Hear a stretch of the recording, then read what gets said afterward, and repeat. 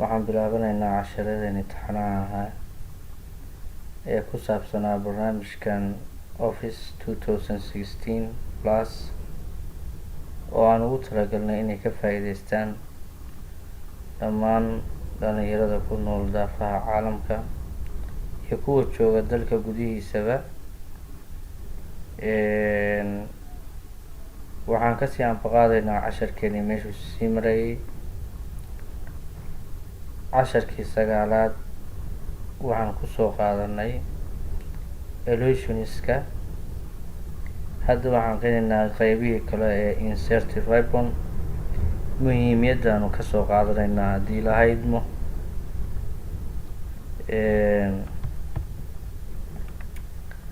halkan waxaa waaye comments. badanaa commentigu wuxuu dhacaa for example markaa report diyaarisid ee aad leedahay qof kaa jeegreeya reportka ayaa waxaa dhacda reportka markaa gudbiso qofka viewerka ah ee kaa jeegreynaya wuxuu kugu soo sameynayaa wax la yiraahdo comments. haddii wax kaa khaldan yihiin iyo haddii baragraafyada qoraalka reportiga aada wax ka bedeleysid comment buu kuusoo sameynayaa. wuxuu kuleeyahay wareede halkaasaa wax ka khaldan yihiin halkaa ka sax. marka commentigu waa calaamadan marka click markaas sid wuxuu kuu sameynayaa deligtan hadda aragtid vc a few second ago. meeshaasa waxaa ku qoreysaa fadlan soo sax qoraalkaaga bogga 3 waxaa ka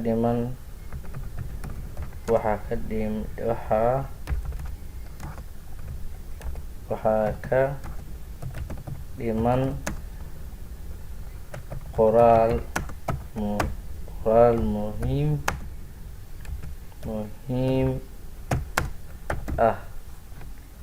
commentiga lagu sheegaya wax kale ma qaabilsano. wuxuu qaabilsan yahay in qoraal la diyaariyey ama boog la diyaariyey in view dib loogu noqdo kadibna adigii lagu siiyo tilmaan. markaa qoraaladaada dib u saxdid hadhow isagii baa ku celinaysaa wuu jeeggareynayaa dib buu uga saarayaa qofkaas. markaa commentiga waxyaalo badan baa lagu bixiyaa laakiin waxaan kasoo qaaday as office. halkan header and footer weeye. headerku waa meesha u sareysa warqadda, footerkuna waa meesha u hooseysa warqadda. badanaa waxaa loo adeegsadaa header and footerka weliba footerka markaad ku dhufato meesha ugu hooseysa pagekaagu ku geynayaa. noocyadan kala duwan ee halkan ku taxan kaa rabtaa qaadanaysaa markaa inuu noqdo footerkaagu. waxaana lagu soo qoraa for example halkan oo kale qeybtan oo kale waxaa leedahay tel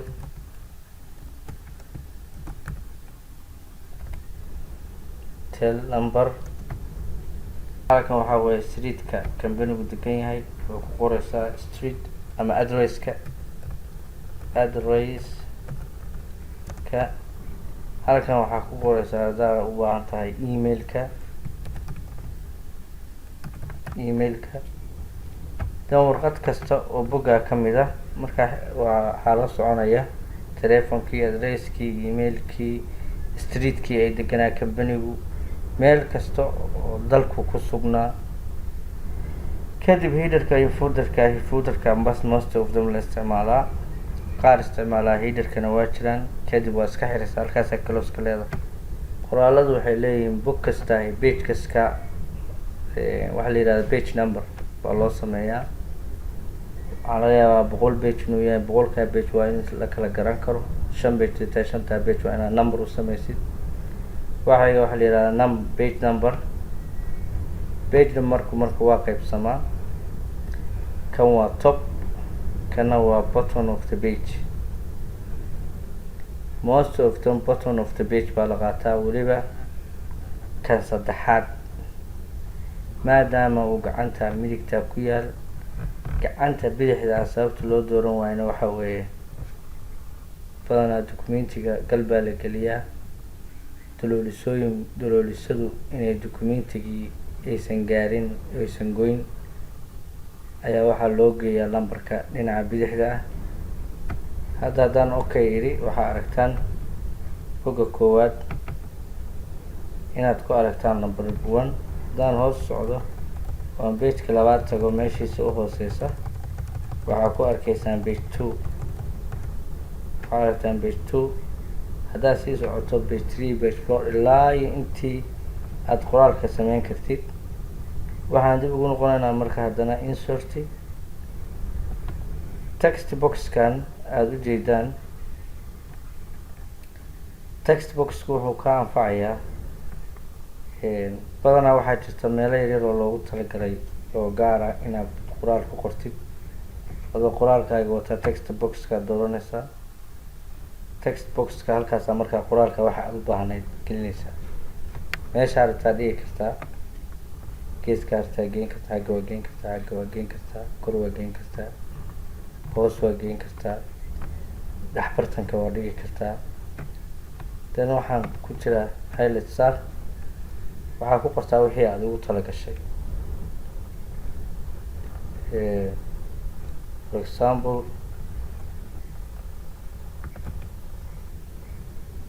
waxaan doonayaa in aan si hubanti ah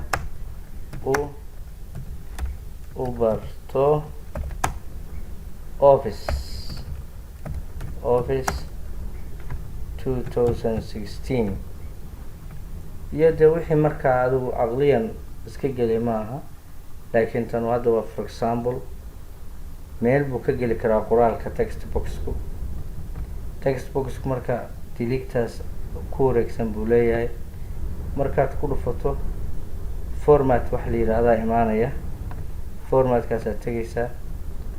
diligta marka haddaad u baahan tahay inaad ka saarto oo ama right click, waxaad siinaysaa right click, waxaad tegaysaa marka waxa la yidhahda format. waxaa kusoo baxaya boxkan, fiilka ku dhufo no line, no kana waad tegaysaa. waxaa leedahay no field, then waxaa leedahay click. halkaa marka waxaa ka aragtaa diligtii madowga ahayd ee ka muuqatay inaysan jirin. kusoo cesho. hadda waxaa aragtaa text boxkan inuu leeyahay wareeg ka koreeya. haddaan doonayo marka inaan wareega ka koreeya ka qaado, maxaan sameynayaa? waxaan click siinayaa isaga, kadibna right click baan siinayaa, format shape baan leeyahay. boxkan dhinacan kaaga soo baxaya baan leeyahay no field. again linekana waxaan leenahay no field. then markaa kadib waan iska xirayaa kan. meel cidlaa ku dhufo.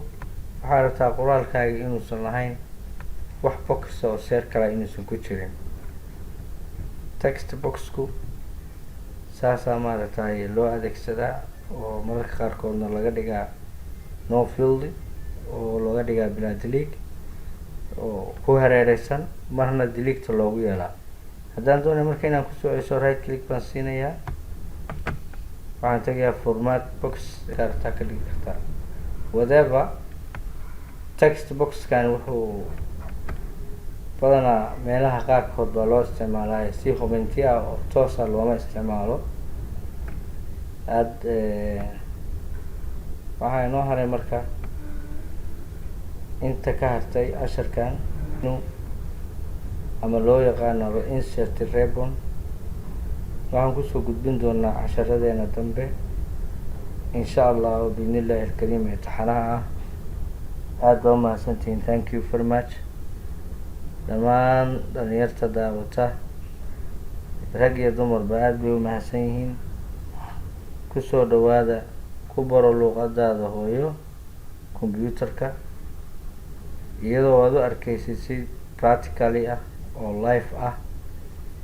kala soo deg youtube-ka Shibdar Shire. insha allah si joogta ah baanad kula kulmi doontaan casharo joogto ah oo taxano ah oo aan kan kaliya ahayn, practically xataa software badan oo kale aan kusoo gudbin doonaa, even xataa hardware-ka insha allah we will try annagoo markaa iyadaa gacanta ku hayna inaan idin tusin doono si practically ah. Thank you very much. aad baan idinku hambalyeynaya.